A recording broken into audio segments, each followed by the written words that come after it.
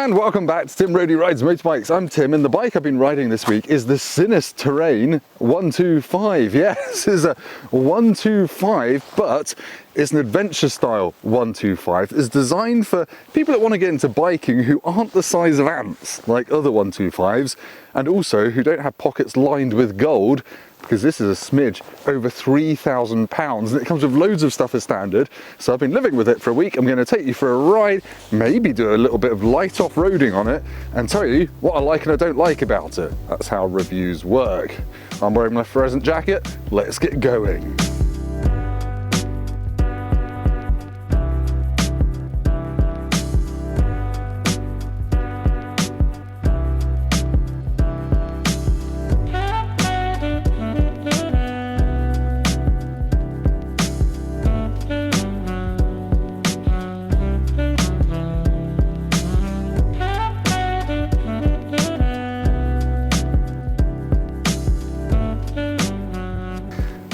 That doggy really liked it, but anyway, here it is the Sinnis Terrain 125. It comes in red or white, and it costs £3,200 with a 2-year warranty. The second part of that warranty is parts only.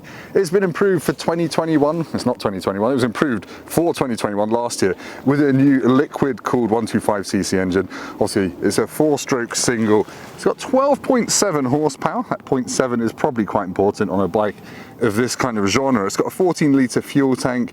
You'll get about 100 mpg on it, so you'll probably get about 300 miles to the tank on this. It has a 6-speed gearbox, so it is designed to be able to do long distances in relative comfort, considering it's a low power bike that is reasonably heavy. When I say reasonably heavy, it's 162 kilos. It's got a 780mm seat height, which is just under 31 inches.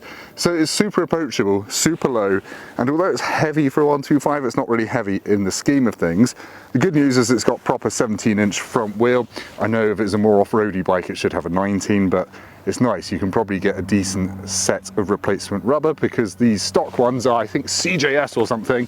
They're all right. I've ridden it in the wet, I've ridden it in the dry. I've not had any moments, but I've been taking it relatively easily. Now, single brake on the front, and the back brake actually does operate the front as well, because it hasn't got ABS, so it's got linked brakes. So use the rear, you get a bit of front as well. And it is designed to be capable off-road and on-road. It has got upside down forks, but the suspension is obviously reasonably budget, because it's a £3,000 bike, so we'll find out if that's any good. And it's got crash bars as standard though, which must add quite a lot of weight to the bike, but you know, they give you the confidence to do some green laning, which I'm going to do later on a green lane I've not tried on my big fat KTM. So yeah, this is going to open up some new roads for me at least.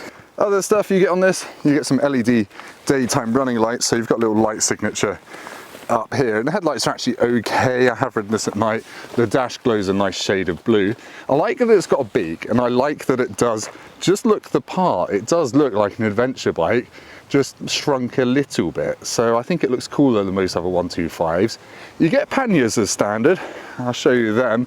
They're not massive. You can see this one's obviously had a bit of a spill. The right one is smaller than the left one because it's got to hide the exhaust away, and there's a top box which used to be standard. I think it's about 80 quid now. None of those boxes will hold a helmet though, but it's good that it's included on a £3,000 bike, or most of it's included. And if you add all those up, it's 66.5 litres of luggage, which is quite good. Now, Sinnis is actually a British brand. They're designed down in Brighton, obviously imported from China and made in China, hence they're so affordable. This is the dash. It's actually got quite a lot of features on it. Not sure if you'll be able to see. It has got an analog rev counter. It has got a fuel gauge down here. It's got a gear indicator on there as well, a clock, a trip, and a digital speedo, and there's a USB-A socket covered by a little waterproof flap, which is the best sort of flap, isn't it? There's a look at the switchgear. It's all super basic, super straightforward, nothing fancy, no heated grips or anything like that. And over here you've just got to start it, and a kill switch, and reasonably rudimentary looking levers. The mirrors are quite stable, really like them. But anyway, that's enough waffle about what it's got. Let's go for a ride. Alright, let's jump on the Terrain 125 and go for a little bit of a trundle. And the first thing you'll really notice when you got on this is it is taller than most 125s, but it's not intimidating, and it's still very accessible. And this GoPro is massively on the wonk. Hang on. That's better. Right, it's dead easy.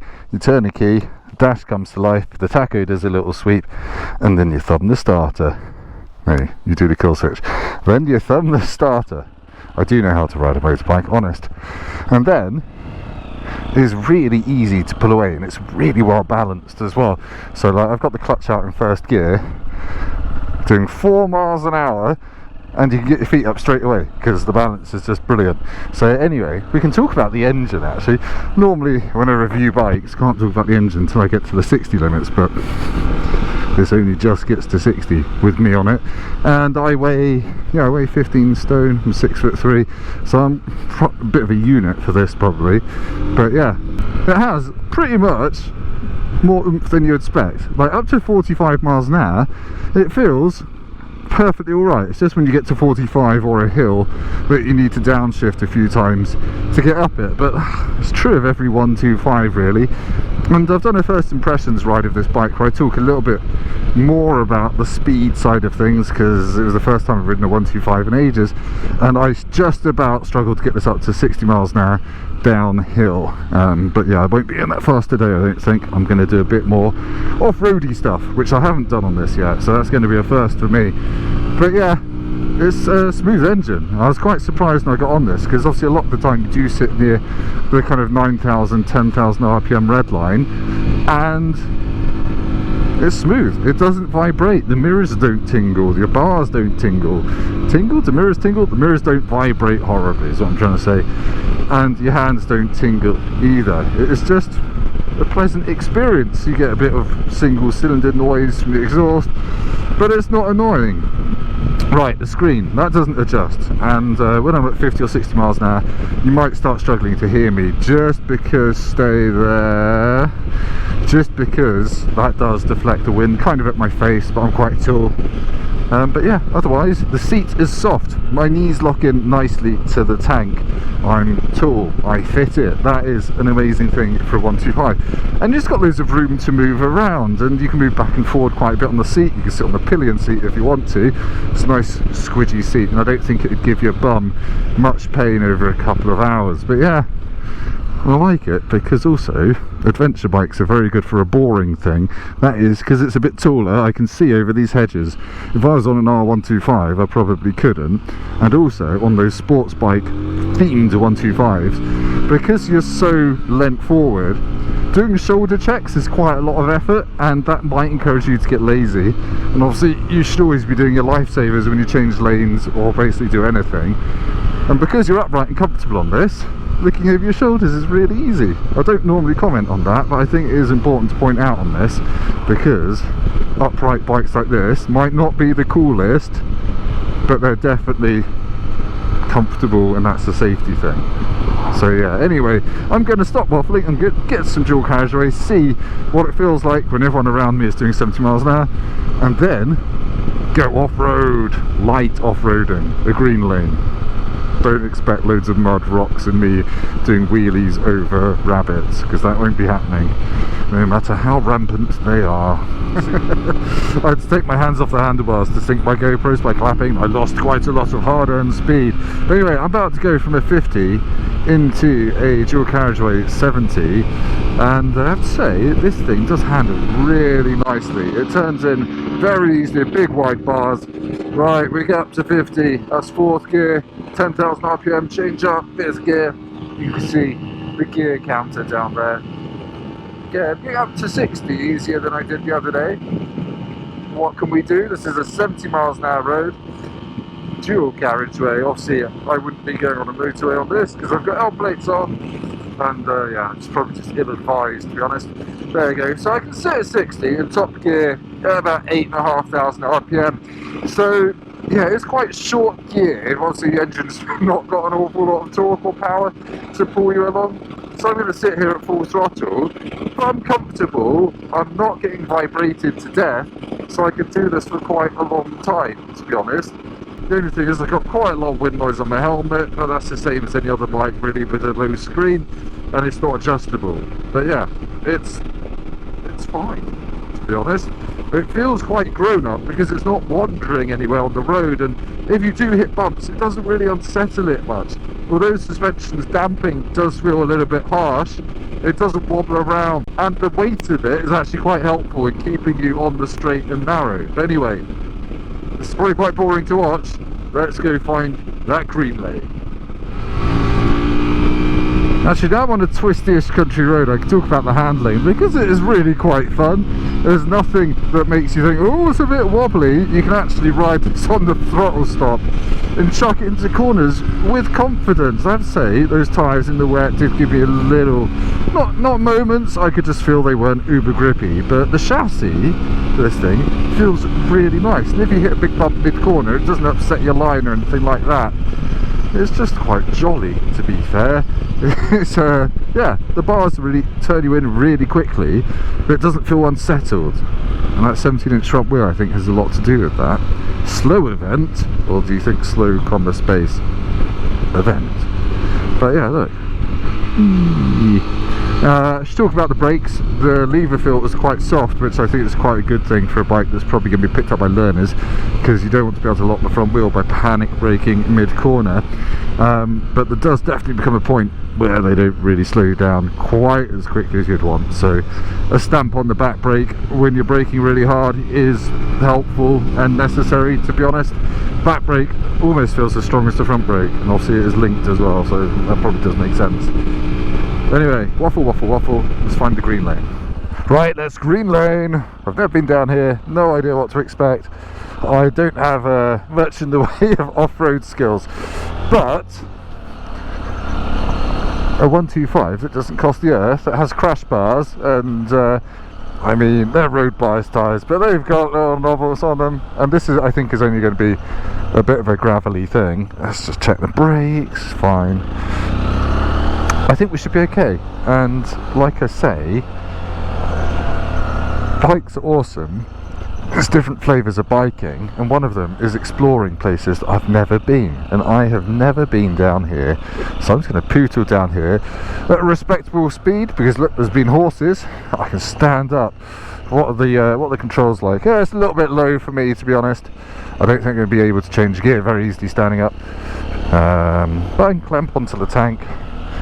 Yeah, I mean, this is really not challenging. An R6 could get down here, but, you know, would I feel happy doing this on a bigger, more expensive bike? I don't know, probably, but I've got crash bars.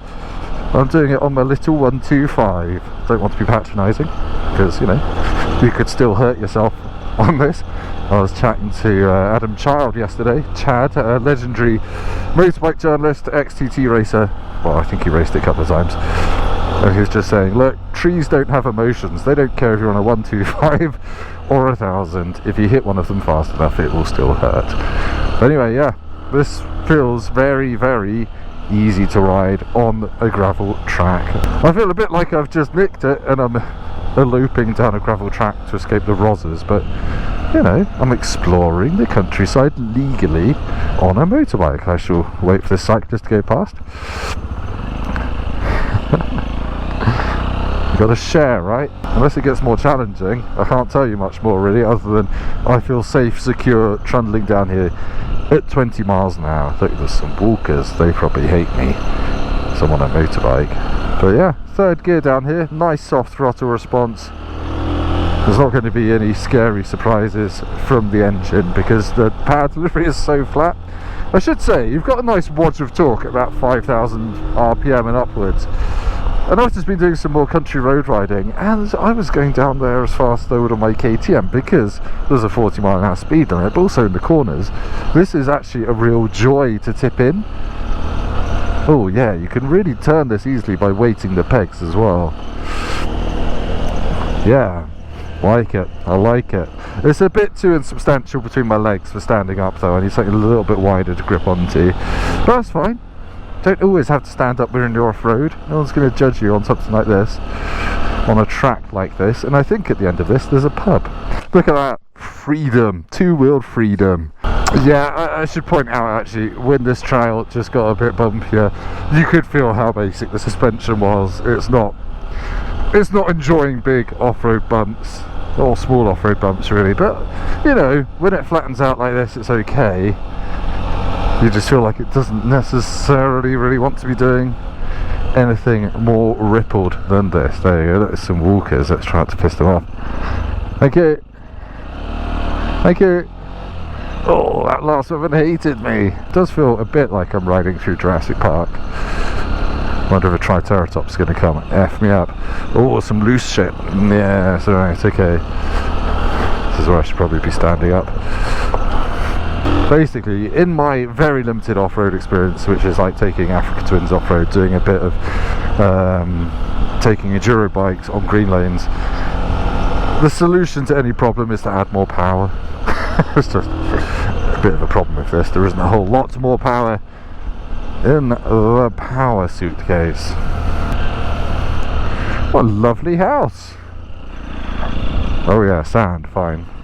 Well, yeah. It needs a bit more power to get through that sand when you're not paying attention.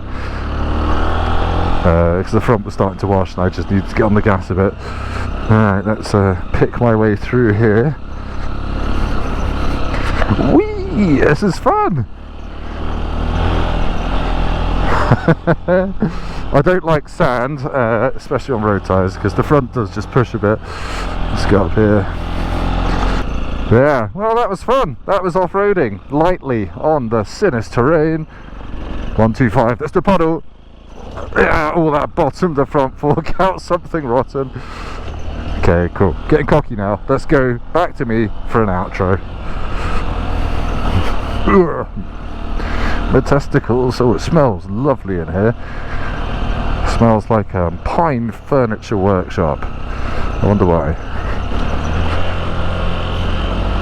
That was quite a lot of fun, and in conclusion, the Terrain 125 has kind of opened my eyes to kind of how fun 125s still are. Sure, it is very slow if you're used to anything that's not a 125, but if you're just starting out in the world of biking, this gives you all the confidence you need to really get some miles under your belt, and you can use it as your daily transport because it comes with those boxes as standard, and also you've got crash bars for a bit of peace of mind as well if you have a drop, which I don't think is inevitable, but lots of people on the internet seem to think if you have a bike you're going to drop it at some point. It took me about 10 years to drop a bike, and when I did it was a Ducati. But anyway, it's a good bike. It handles really nicely. I'd probably change the tyres eventually on it, just get something a bit more mature, a bit grippier on it for a bit more peace of mind in the wet. But otherwise it's got the tech that I want. It's got a nice dashboard full of features. It's got luggage, it's got crash bars, it's got decent suspension. It's a bit firm in places, but you know, show me a 125 that doesn't have cheap suspension.